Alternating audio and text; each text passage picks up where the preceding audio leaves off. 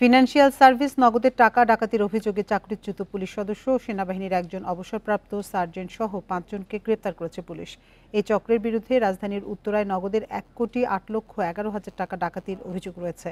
এরই মধ্যে ৩৪ লাখ টাকা, র্যাব ও পুলিশের ভুয়া আইডি কার্ড উদ্ধার করেছে পুলিশ। জব্দ করেছে ডাকাতিতে ব্যবহার করা মাইক্রোবাস।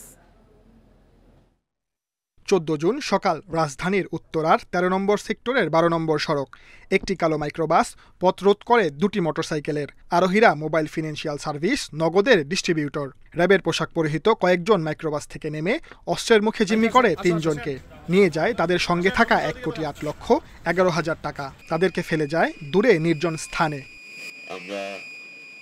তদন্তে নামে পুলিশ, ধরা পড়ে চক্রের ৫ সদস্য। বৃহস্পতিবার ডিএমপি মিডিয়া সেন্টারে তদন্তের অগ্রগতি জানানো হয়।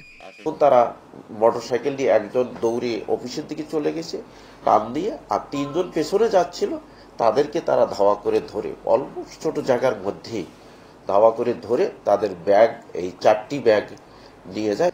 স্বল্পতম সময়ের মধ্যেই আমরা গাড়ির নাম্বারটি ডিটেক্ট করতে পারি।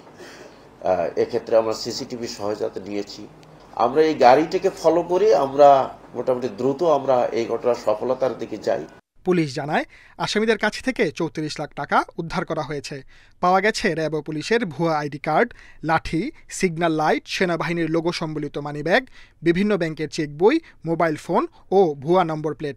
যারা এই কাজ করতো তাদের আইডি কার্ড, তাদের মোবাইল এবং আরও যারা অন্যান্য যেগুলো তাদের সিগন্যাল লাইট, এগুলো আমরা জব্দ করেছি।